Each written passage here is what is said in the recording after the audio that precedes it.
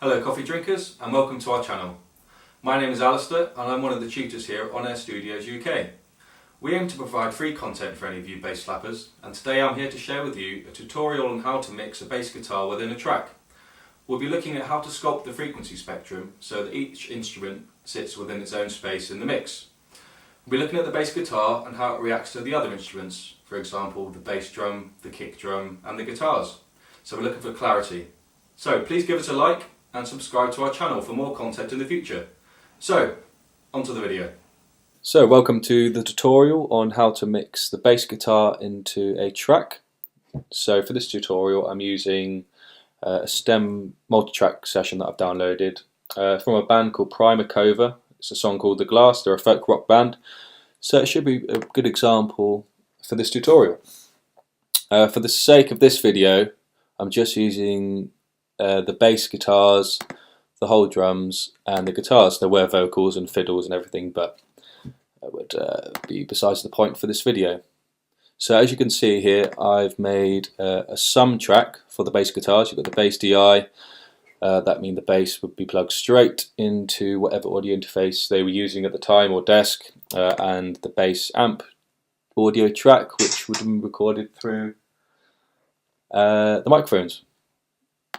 And you've got the drum sum, which contains all the different drums recorded, so the kicks, the snares, the hi-hats, overheads, the room mic and toms.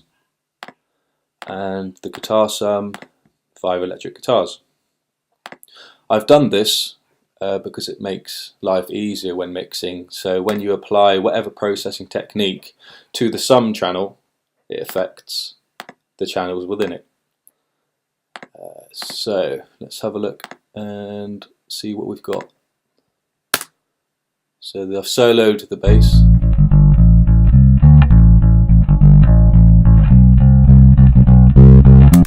As you can see it's clipping, so I'll turn the master down about 3 dB so we don't get any distortion. What I'll do is I'll play the bass DI track and then the bass amp track so you can hear the difference, and then I'll play them both together.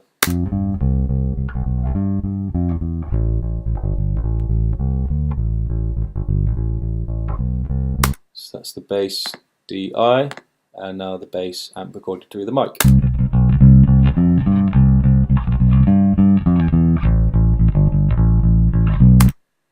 Together.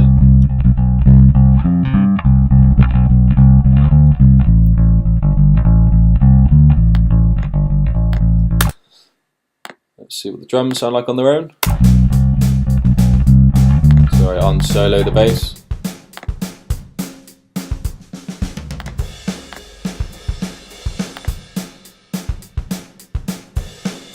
The drums on their own, and now the guitars.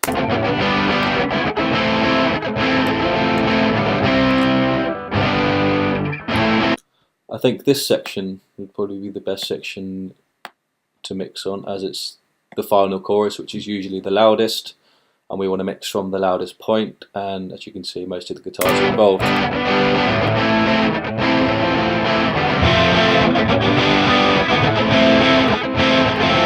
So all together at this final section.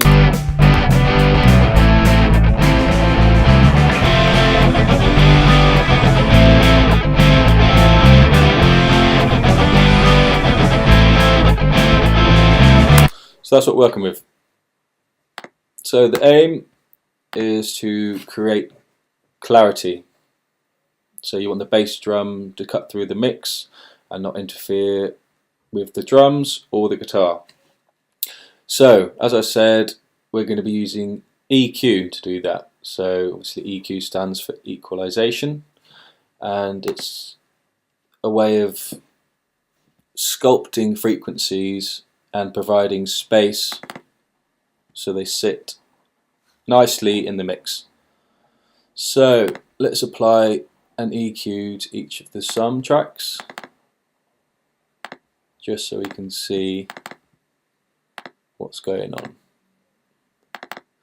So we're going to analyze the frequency first. The way you turn on the analyzer is, that's obviously off, turn it on. Sorry, let me solo the bass. So this is what frequencies are present in the bass drum, in the bass guitar, sorry.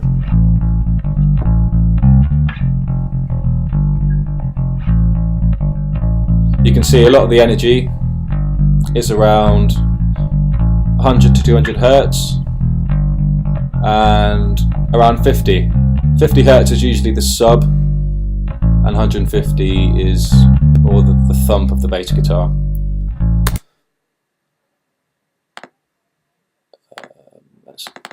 And this is what we're working with the drums. So let me solo the drums.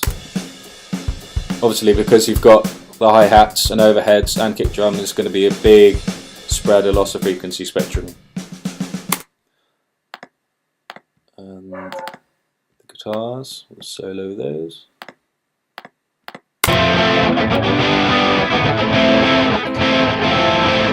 As you can see, there is energy being occupied by the guitars around that same space where we wanted, or which in the end we want the bass guitar to occupy. So we're going to make space for the bass guitar first by getting rid of the unnecessary lows in the guitars. So we've got our analyzer on, we've soloed the guitars in the final section, so they're all being played, bar one, but that's little fills, as you can see. So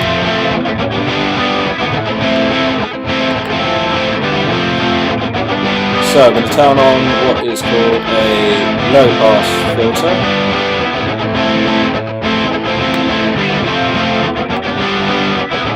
So keep that at 0. Up the octave so it's a more acute angle. Slowly bring up the frequency band until it sounds very... This will be unnatural. That's obviously very tinny. So we're going to bring it down until the guitars sound natural. Wait for it to kick back in. There we go.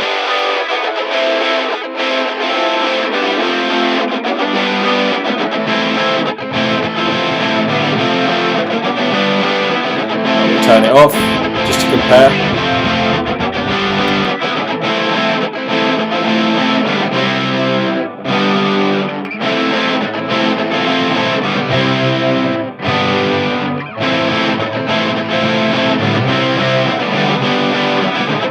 That sounds pretty good to me. Just get rid of this so there's no boost. As you can see, there was a little boost around there. That's off now. So already from doing that, we would have created space for the bass guitar. So let's compare. So I've soloed the bass and I've soloed the guitars. What I'll do is I will turn off the EQ that we have just done.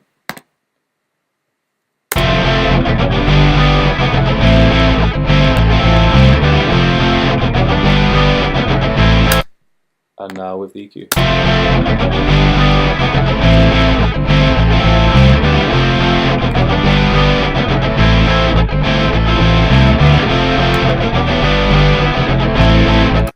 You can hear as soon as we turn that EQ on that the bass becomes a lot more prominent within the mix.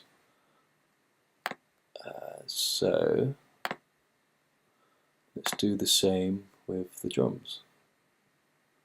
With the drums, what we want to do is we'll start with the kick, because the kick obviously is lower than the guitars and is around the same space as the bass. We'll apply apply an EQ to the kick channel.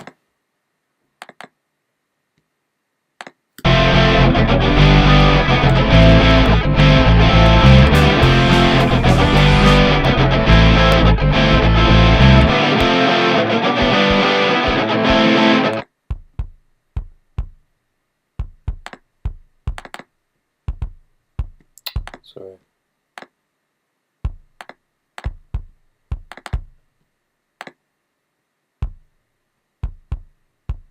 So as you can see, a lot of energy in the lower part of the spectrum.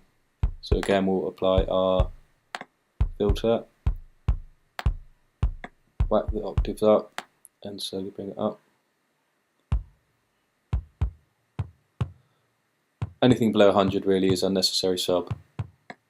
So with something like the bass drum, depends on what type of sound you want really. You can have a clicky clicky kick drum. We'll apply an EQ to this kick as well. We'll apply the same. Bring the filter up to 100.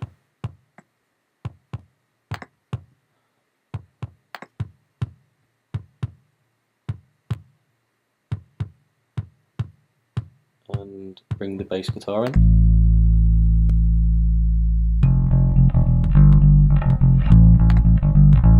Obviously, because this is a raw multi-track, none of this has been mixed properly, but it's always a good start to get the bass popping.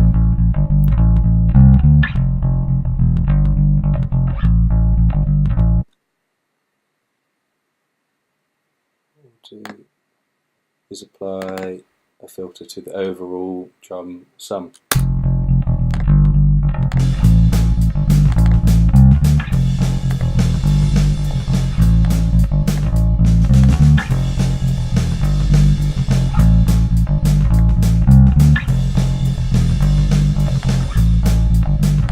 Bring in the guitars. Those guitars are obviously too loud, so we'll bring that up until they're at the right level.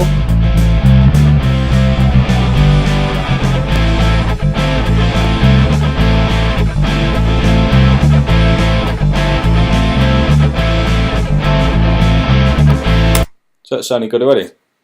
Now the process we've done is what's called corrective EQ. So that's when you cut instead of boost. So it's always nice to have, well, it's always better to use corrective EQ rather than creative, but it's always nice to have at least one creative EQ boost. So we shall apply a creative EQ boost on the bass channel.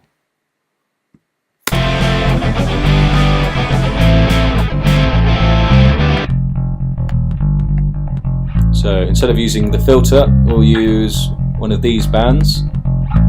That's a very wide Q, and we'll be affecting a lot of frequency doing that. So we'll narrow the Q. You usually want to use a dB increase of anything from 3 to 5. So we'll keep it at 4.5. So you can see there's a lot of energy there already, so we apply boost there. That's going to enhance that frequency a lot more. Turn it off. Turn it on. That's nice. Let's try this boost.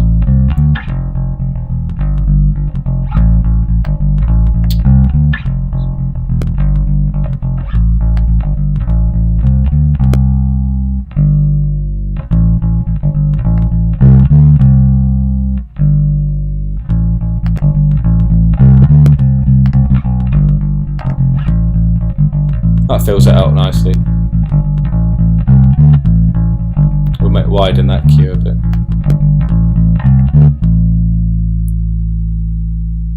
So because we've made a boost in the bass guitar at 146 Hz, what we'll do is we will make a dip in the drum sum at 146 Hz. Again, creating space and clarity for the bass guitar in the mix. Roughly the same Q, down 4, that's a bit too narrow. Sorry, I haven't even got the drums playing.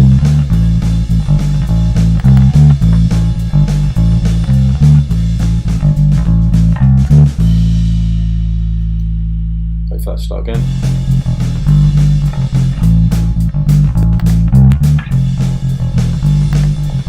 Nice. Apply the same process on the guitars.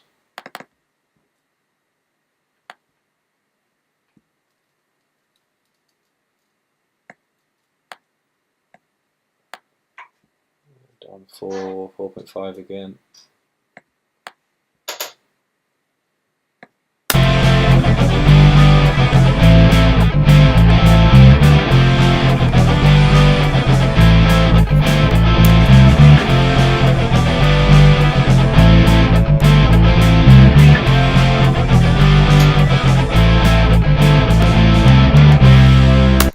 Cool, so to me that sounds a lot better. So what we'll do is we'll go to the mixer section.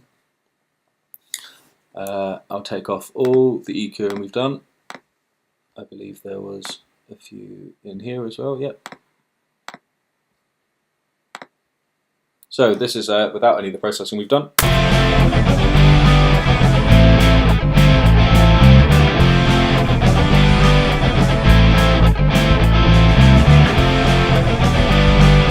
You can hear how that bass is muddy and muffled by the other instruments. So we'll turn all our EQs back on. Missed any?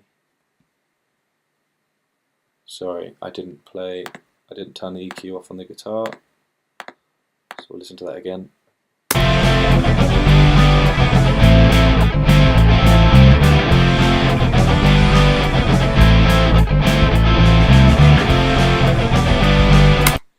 And now with our EQs.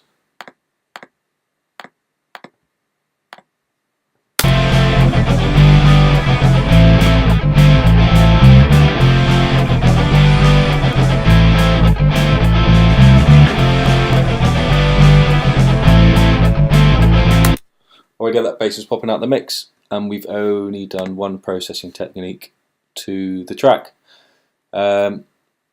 With other processing techniques such as compression, using pan, actually getting the levels right in all the individual drum tracks, that would sound really good. But as a fundamental way of starting a mix, I think that's a good way to start with the bass guitar. So I guess it's the end of my tutorial on how to mix a bass guitar within a track, focusing solely on EQ. It really helps our channel grow if you could drop us a like and also subscribe. Thank you for watching. Until next time, coffee drinkers.